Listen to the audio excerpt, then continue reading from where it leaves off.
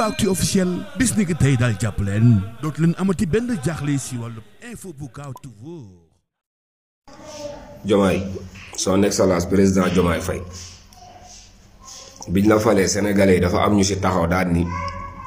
mënoo gouverner réew mi ñun ñu gëm ni mën ngaa gouverner Sénégal gouverner nag boo koy def ñu ne la réew mi li fi yàqu dafa bari da ngaa war a jubbanti boo gis rek dina am ñu baaxle am ñu yàqule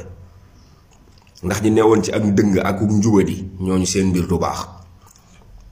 booy nag lii ñu nekkee nii di taal pono di def yëfu reewaande du dara yenn presse bi ñoo ñëw di leen gëmloo ni leen bu ngeen nekkee ci réseaux sociaux yi ngeen di yëngal état bi day deltu ginnaaw ndax daa feebul ñun ñi leen di encouragé nag ñu ngi xool ndax da ngeen a feebul wala feebul leen ñii ci ay tappale lañ nekk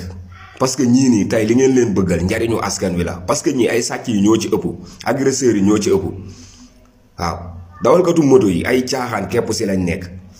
waaw léegi nag bu fekkee dañoo génn noonu def benn mbumbaay noonu zibile def naka sudul noonu sa waay Diomaye danga koy yor ba yonent bi nekkee woon bi muy tàmbali mbiram dafa am ñu taxawoon ni ko lii arrangé wu ñu nàngam jël yenn ndaw ñi jal ko ci seen kaw am ndaw ñu gëm ànd ak moom te tey ñëpp a ngi jariñu ci diiney lislaam kon nag da ngay gëm ni tàmbale bi dana métti ku ne di nga lii mais nag bés bu ngeen reculer deltu ginnaaw ngir lu neex booy yi nga xamante ni sàcc yi ñoo ci ëpp ak agresseurs yi di sàcc téléphone nit ñi ne ci tali bi di def yëfu reewaande soog yu bari yi nii yëpp ñoom la nga ni leen ñëw leen valable ñu wutal leen plaque ku sàcc sa téléphone nga xam ne numéro tàngam moo sàcc sama téléphone bu lambu tasee képp ku la agressé yoru moto nga xam ne numéro tàngam moo ma agressé bu ngeen si deltoo ginnaaw nag dinañ nangu ni la ñëpp doon wax ni état bi dafa faible dëgg la état warta faible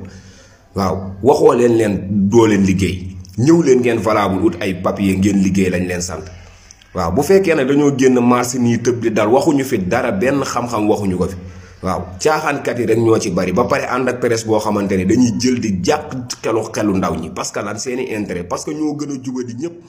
bañ a fay import